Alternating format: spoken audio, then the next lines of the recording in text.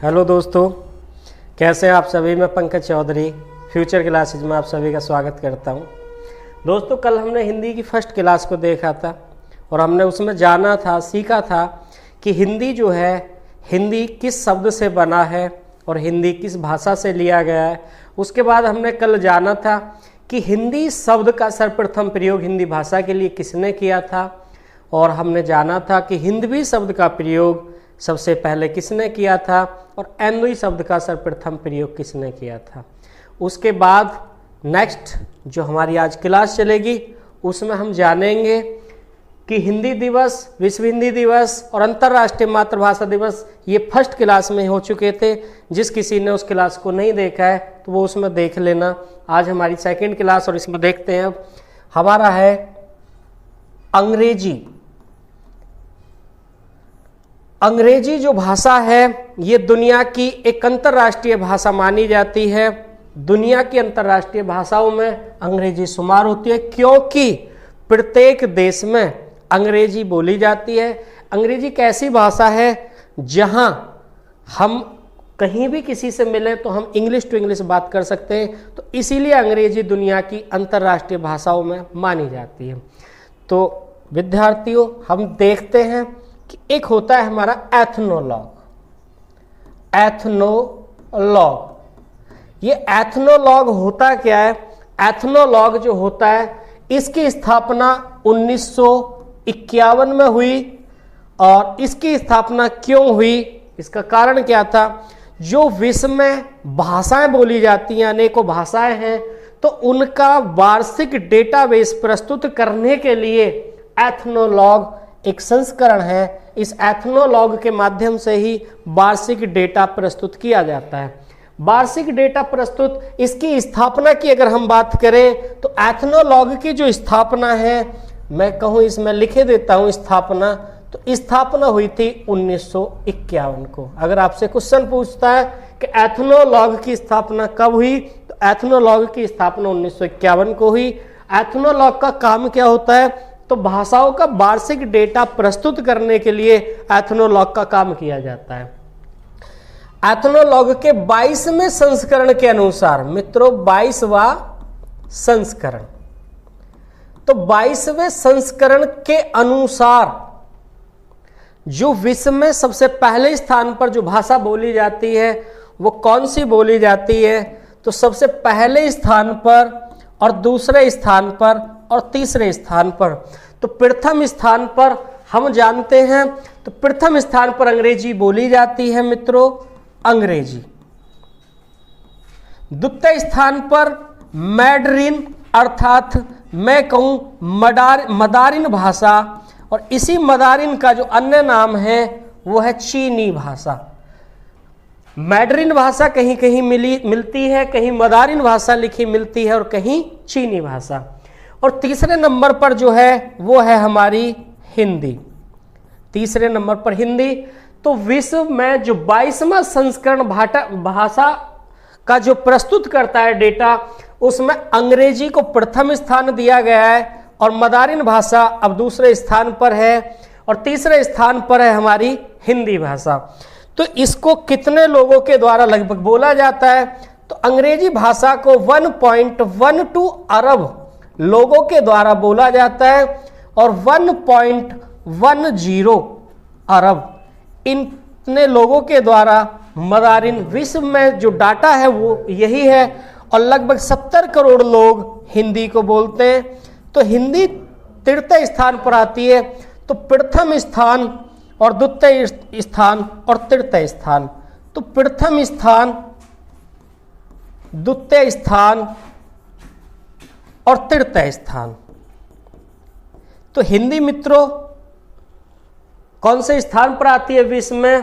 तो हिंदी 70 करोड़ लोगों के द्वारा बोली जाती है और विश्व में तीसरे नंबर पर बोले जाने वाली भाषा है हमारी हिंदी।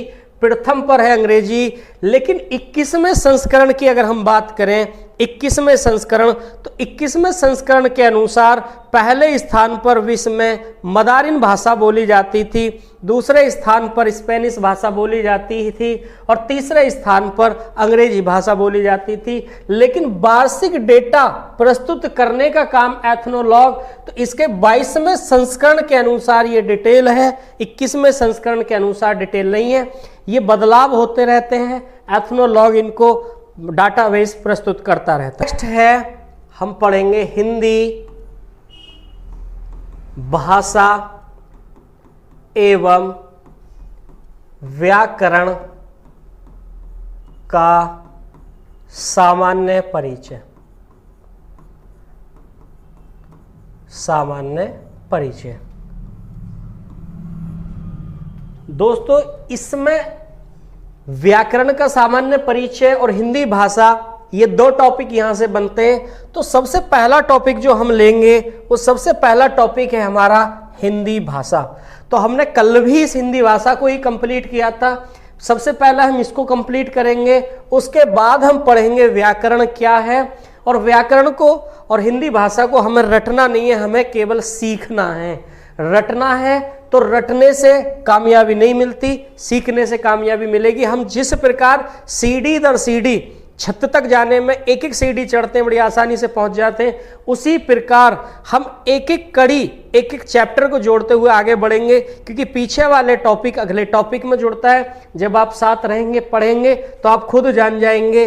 और आप देखते हैं हम हिंदी भाषा, तो हिंदी भाषा में जो हमारा भाषा है, भाषा शब्द, ये भाषा शब्द किस धातु से बना है? तो ये भास धातु से बना है। मित्रों, किससे बना है? भास धातु से। इस भास का मतलब क्या होता है? इस भास का मतलब होता है बोलना। भास का मतलब क्या होता है? भास का मतलब होता है बोलना। अर्थात मैं कहूं, एक होता है हमारा विचार, जो हमारी शाब्दिक अर्थ होता है। इसका हमारा शाब्दिक अर्थ, अगर मैं कहूं भाष, अर्थात भाषा का शाब्दिक अर्थ, शाब्दिक अर्थ, शाब्दिक अर्थ होता है विचार। अब मित्रों, विचार क्या होता है? भाषा भास धातु से बना है, इसका मतलब होता है बोलना। और धातु ये किस रूप में लिखा हुआ है? ये है हमारा संस्कृत के रूप में। भास धातु से बना है, संस्कृत का है, इसका अर्थ होता है बोलना, लेकिन इसका शाब्दिक अर्थ होता है विचार। और विचार क्या होता है? और भाषा जो होती है, ये किस प्रकार की इकाई होती है? भाषा अध्वन्यात्मक इकाई होती है। कैसी इकाई होती है? अध्वन्यात्मक इकाई होती है। ध्वन्यात्मक इकाई होती है, अध्वन्यात्मक इकाई होती है। अध्वन्यात्मक इकाई जो है, इसमें आप देखेंगे, इसको अगर हम संधि के रूप में करें तो ए प्लस ध्वनि प्लस आत्मक।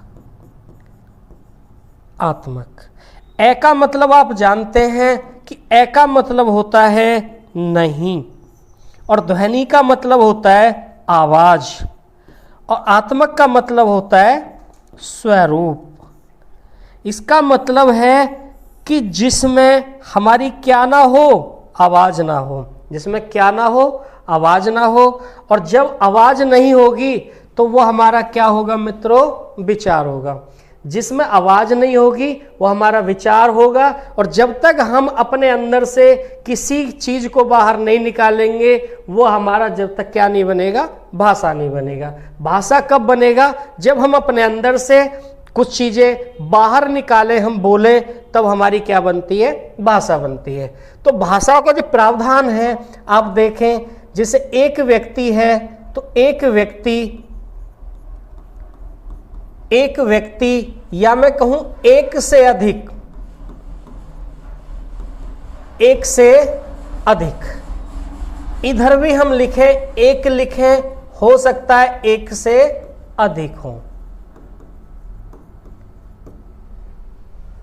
एक हो सकता है एक से अधिक हो सकता है इधर भी एक हो सकता है इधर भी एक से अधिक हो।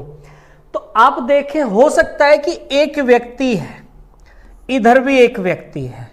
हो सकता है कि इधर एक से ज़्यादा व्यक्ति हैं और इधर एक ही व्यक्ति है। हो सकता है कि इधर एक व्यक्ति है, हो सकता है कि इधर एक से ज़्यादा व्यक्ति हों। तो एक व्यक्ति से कह सकता है, इन दोनों के मध्य बात है। अनेक व्यक्ति एक व्यक्ति से कह सकते हैं, इनके मध्य बात है। एक व्यक्ति अनेक व्यक्ति से कह सकता है। कहने का मतलब है जो इनके बीच में हमारा माध्यम है, जो हमारा साधन है, इनकी वार्तालाप के बीच जो आदान प्रदान है, आदान प्रदान, विचार विमर्श, मैं कहूं लेन देन, इनके बीच जो भाषाओं का लेन देन है, यही हमारा क्या होता है, यही हमारा होता है भाषा। तो विचारों का विचार विमर्श,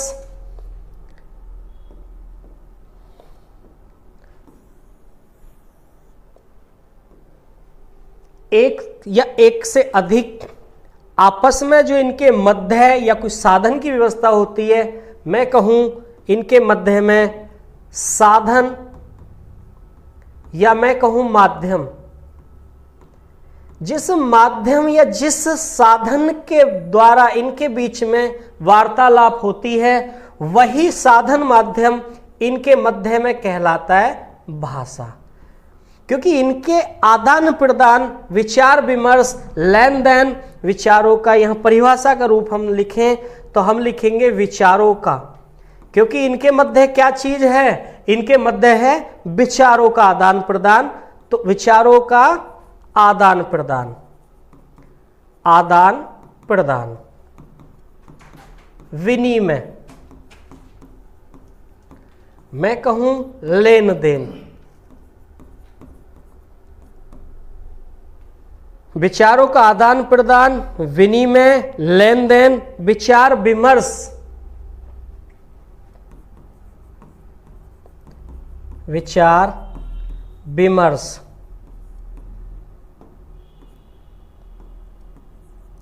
विचार विमर्श जिस माध्यम से होता है, जिस माध्यम या साधन से होता है, साधन से होता है, वही हमारा मित्रों क्या कहलाता है, वही हमारा भाषा कहलाता है। क्योंकि इनके मध्य जो वार्तालाप हुई, जो आदान प्रदान हुआ, जो विनिमय हुआ, जो लेन देन हुआ, जो इनके बीच में विचार विमर्श हुआ, जिस माध्यम से, जिस साधन से हुआ, वही हमारी क्या बन जाती है, विचार हमारे किस रूप में पहुंच जाते हैं, भाषा के रूप में। तो भाषा की परिभाषा आप जान गए कि विचारों का आदान प्रदान, विनिमय, लेन देन जिस माध्यम साधन से होगा, वही हमारी क्या बनेगी, वही हमारी भाषा बनेगी। नेक्स्ट है भाषा की विशेषताएं। नेक्स्ट टॉपिक है हमारा भाषा की विशेषताएं। भाषा की विशेषताएं, तो भाषा की जो विशेषताएं होती हैं, जो हमारी भाषा है, इसकी क्या क्या विशेषताएं होती हैं मित्रों। ये टॉपिक सबसे ज्यादा यूपी टेट और सी टेट वाले विद्यार्थियों के लिए सबसे ज्यादा होता है और एग्जाम का लेवल बहुत हाई है। एग्जामिनर कहाँ से क्वेश्चन देगा कुछ नहीं पता, तो हमें अगर सीखना है तो हमें उस गहराई के साथ सीखना है जिससे हम एग्जाम को क्वालिफाई कर सकें, और हम उन्हीं टॉपिकों को सीखेंगे जो हमारे लिए अति महत्वपूर्ण होंगे। तो भाषा की जो विशेषताएं होती हैं, इस भाषा की विशेषताओं में सबसे पहला है भाषा अर्जित संपत्ति होती है। भाषा कैसी संपत्ति होती है मित्रों, भाषा अर्जित संपत्ति होती है, अर्जित संपत्ति होती है। अब ये अर्जित संपत्ति कैसे होती है, तो मित्रों अर्जित संपत्ति इसलिए होती है कि जब आप देखेंगे, आप किसी भाषा को सीखेंगे तो आपने उसको क्या किया, अर्जित मतलब ग्रहण कर लिया, और जब आपने ग्रहण कर लिया तो वो ग्रहण करना ही वो हमारी किस रूप में आ गई, संपत्ति के रूप में। तो भाषा एक अर्जित संपत्ति होती है। भाषा एक सामाजिक प्रक्रिया है, भाषा सामाजिक प्रक्रिया है, सामाजिक प्रक्रिया है, समाज की एक प्रक्रिया है। उस रूप को हम भाषा को धारण करते हैं तो एक हमारी किस प्रकार की है, सामाजिक प्रक्रिया होती है। भाषा परिवर्तनशील होती है, परिवर्तनशील शील होती है, क्योंकि भाषा को हम परिवर्तन कर सकते हैं और इसको हम बदल सकते हैं। परिवर्तन हम बदल कैसे सकते हैं? इसमें सिंपल सी हम ग्रामीण भाषा का अगर प्रयोग करें, एक शहरी भाषा का प्रयोग करें, कहाँ जा रहे हो, कहाँ को जा रहा है, तो ये हमारी भाषा क्या होगी, ये एक बदलाव के रूप में आती है, तो इसी में परिवर्तनशील होता है। और अगर हम कहें नेक्स्ट, तो ये एक मानक इसका स्वरूप होता है, मानक स्वरूप। भाषा मानक स्वरूप होता है। अब ये मानक स्वरूप क्या होता है? मानक स्वरूप ये होता है कि मानक का मतलब जो उसका मूल है, अर्थात मूल रूप। तो मूल रूप में अगर आपने लिखा है मित्रों ए, तो ए लिखा है, तो ए लिखा है तो वो क्या रहेगा? ए ही रहेगा। आपने ए लिखा है तो ए रहेगा, ए का आप आ नहीं कर सकते, क्योंकि जो इसका मूल रूप है वही इसका क्या रहेगा? मूल रूप रहेगा। तो ये होता है मानक स्वरूप। तो जो रूप होता है उसी रूप में रहे। नेक्स्ट है, इसका अंतिम स्वरूप नहीं होता। अंतिम स्वरूप नहीं होता, अंतिम स्वरूप नहीं। तो इसका मित्रों अंतिम स्वरूप नहीं होता, क्योंकि भाषा का कोई अंत थोड़ी होता है, भाषा का कभी अंत नहीं होता, भाषा तो बदलाव में आती रहती है, तो भाषा का अंतिम स्वरूप नहीं होता। और इम्पोर्टेंट टॉपिक है जो वेरी इंपॉर्टेंट है, यूपी टेट और सी टेट के क्वेश्चनों में पूछा भी गया है कि भाषा किस प्रकार से किधर चलती है। तो आप जानते हैं भाषा कठिन से सरल की ओर चलती है, सरल की ओर। तो ये लाइन पेपर में थ्योरेटिकल लैंग्वेज पेपरों में सबसे ज़्यादा आती है कि भाषा किस प्रकार से है, कठिन से सरल की ओर क्यों है। अगर आपने कोई चीज़ पढ़ना है, आपने इंग्लिश की किताब को उठा लिया, इंग्लिश की किताब को उठाया, तो इंग्लिश जब तक आपने नहीं पढ़ी जब तक कैसी लगती थी? कठिन लगती थी। और अब आपने पढ़ा उसे तो वो कैसी लगने लगी? पहले के मुकाबले सरल। तो कैसी होती है भाषा? कठिन से सरल की ओर होती है। तो भाषा कठिन से सरल की ओर होती है। भाषा की विशेषता है मित्रों अर्जित संपत्ति होती है, समाज की एक प्रक्रिया है भाषा, परिवर्तनशील होती है, मानक स्वरूप होता है, अंतिम स्वरूप नहीं होता और कठिन से सरल की ओर होती है। नेक्स्ट है इसमें भाषा के प्रकार। हेडिंग है मित्रों भाषा के प्रकार। तो भाषा के प्रकार, भाषा के प्रकार समझने से पहले इसमें थोड़ी सी डिटेल और हम समझते हैं। भाषा के प्रकार से पहले इसमें है डिटेल कि भाषा का कौशल, भाषा का कौशल विकास क्रम,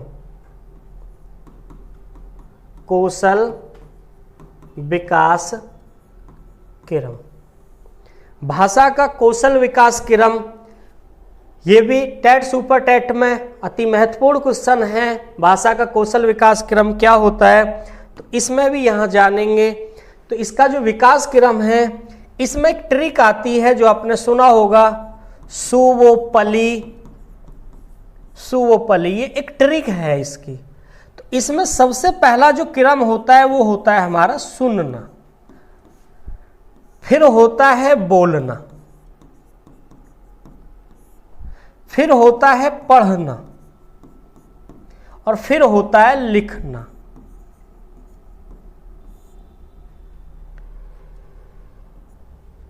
तो भाषा का कौशल विकास क्रम में सबसे पहला टॉपिक हमारा क्या आता है? इसमें सुनना, फिर बोलना, फिर पढ़ना और फिर लिखना। क्योंकि सबसे पहले हमें क्या काम करना चाहिए? हमें सबसे पहले कोई अगर कहता है तो हमें पहले सुनना चाहिए, फिर हमें उसका जवाब देना चाहिए और फिर पढ़ना और लिखना चाहिए। तो ज़्यादातर विद्वानों का जो मत था वो कौशल विकास क्रम का यही था, इसको ही ज़्यादातर लोगों ने माना है विद्वानों ने। लेकिन इसमें एक मैडम थी मारिया मांटेसरी, मारिया मांटेसरी। तो मैडम मारिया मांटेसरी के अनुसार यही क्रम थोड़ा सा बदल जाता है और यही क्रम बदलाव में आता है। तो ये क्रम है सुनना, बोलना, लिखना और पढ़ना। केवल मैडम मारिया मांटेसरी ने केवल इतना बदलाव किया था कि लिखना पहले कर दिया और पढ़ना बाद में कर दिया। तो केवल अगर आपसे केवल मैडम मारिया मांटेसरी के अनुसार अगर क्वेश्चन पूछा जाता है तो आपको ये क्रम बताना है, और जो मैडम मारिया मांटेसरी का नाम नहीं आता है तो आपको ये वाला क्रम पेपर में बताना है। तो मित्रों शायद आपके समझ में आ गया होगा। नेक्स्ट हम देखते हैं भाषा के प्रकार। दोस्तों अभी हम केवल भाषा ही पढ़ रहे हैं। जो हमने भाषा के बारे में लिखा था, अभी हमने व्याकरण को शुरू नहीं किया है। जब हम व्याकरण पढ़ेंगे तो व्याकरण में मैं वो चीज आपको बताऊंगा, शायद ही आप टॉपिक को देख के चौंक जाएंगे। जो हम एक हिंदी को पढ़ेंगे, व्याकरण को पढ़ेंगे, एक इस क्रम में, एक इस रिदम में पढ़ेंगे, आप और हम मिलके इस तरह पढ़ेंगे कि आपको दोबारा हिंदी पढ़ने की जरूरत नहीं होगी। और आइए मेरे साथ आप जुड़ के देखिए और पढ़ के देखिएगा, आपको खुद ही पता चल जाएगी कि हाँ हिंदी की क्लास वाकई में कुछ है या नहीं है।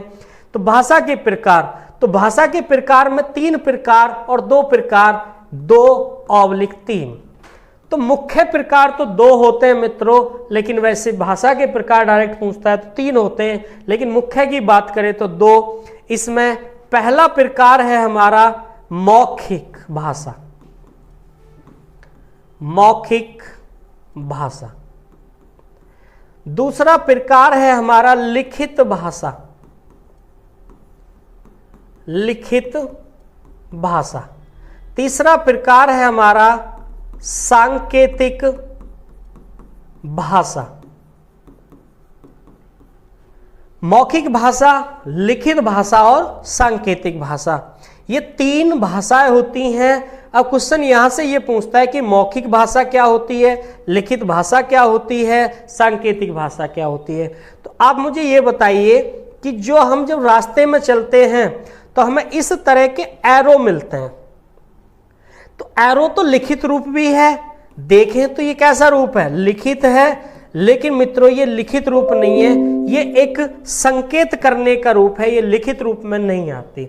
अब जैसे मैं बात करूं हॉर्न है, तो हॉर्न है, तो हॉर्न किस में आएगा, तो हॉर्न में तो मौखिक है, मुंह के माध्यम से बोला जाना चाहिए, लेकिन गलत आंसर होता है। तो आइए हम इनको जानते हैं ये होते क्या है। तो सबसे पहला टॉपिक हम डालते हैं कि हिंदी, ये मौखिक भाषा, पहला टॉपिक है हमारा मौखिक भाषा। मौखिक भाषा मित्रों, मौखिक भाषा स्पष्ट होनी चाहिए, उसका उच्चारण भी स्पष्ट होना चाहिए। तो इसकी पहचान है स्पष्ट क्या हो, उच्चारण हो, और स्पष्ट ही क्या हो, शब्द हो। जब तक हम स्पष्ट शब्द या उच्चारण नहीं बोलेंगे, जब तक हमारी मौखिक भाषा नहीं होगी। अगर एक तुतले व्यक्ति के माध्यम से हम बुलवाएं तो हम उसकी कोई भी भाषा को नहीं पहचान सकते वो क्या कहना चाहता है। तो इसलिए स्पष्ट क्या होना चाहिए, उच्चारण होना चाहिए। अब मैं बात करूं चिड़िया का चहकना कहूं, चहकना, तो चिड़िया जो बोलती हैं क्या उनको हम समझते हैं कि क्या बोलती है, नहीं समझ में आती, लेकिन मुख के द्वारा बोलते हैं, मौखिक बोलते हैं, तो इनका स्पष्ट नहीं होता। इसलिए पक्षियों का चहकना हमारा मौखिक नहीं होता। और क्वेश्चन यहाँ से पूछता है कि मौखिक भाषा कैसी होती है, सरल होती है, कठिन होती है, सरल कठिन दोनों प्रकार की होती है। तो मौखिक भाषा आप देखें जब स्पष्ट उच्चारण है, स्पष्ट शब्द है, तो कैसी होनी चाहिए, सरल होनी चाहिए। तो स्पष्ट उच्चारण है, स्पष्ट शब्द है, तो मौखिक भाषा हमारी सरल होती है। मौखिक भाषा स्पष्ट उच्चारण, स्पष्ट शब्द हो, और कैसी होती है, जब कोई चीज स्पष्ट होगी तो सीधी सी बात है सरल होगी। दूसरा पॉइंट है इसमें लिखित भाषा। लिखित भाषा में स्पष्ट ही लिखा हुआ होना चाहिए, और स्पष्ट लिखा हुआ कहाँ मिलता है मित्रों? पाठ्य पुस्तकों में मिलता है। कहाँ मिलता है? किताबों में मिलता है। कहाँ मिलता है? समाचार पत्र में मिलता है। तो समाचार पत्र, पत्र पत्रिकाएं, अन्य बहुत सारी चीजें आएंगी जिनमें हमारा लिखित रूप होता है, लिखित भाषा होती है। और लिखित भाषा, अब आप जानते हैं पाठ्य पुस्तक है, किसी किताब को अगर हम उठाएं वो इंग्लिश की है या उर्दू की है, तो जिसपे अगर हमने एक हिंदी की किताब को लिया मित्रों और एक उर्दू की किताब को लिया, एक इंग्लिश की किताब को लिया, अब ये भाई साहब अगर हिंदी जानते हैं तो इनके लिए कैसी है? सरल है। और ये उर्दू और इंग्लिश नहीं जानते तो इनके लिए कैसी होगी? ये कठिन होगी। और ये अगर दोनों चीज जानते हैं, हिंदी और उर्दू, तो इनके लिए दोनों भाषा कैसी हो गई? सरल हो गई। और इसको थोड़ा थोड़ा जानते हैं तो ये सरल हो गई, और ये कैसी होगी? कठिन। दोनों प्रकार की होगी। तो इसलिए ये सरल और कठिन दोनों प्रकार की, सरल व कठिन दोनों।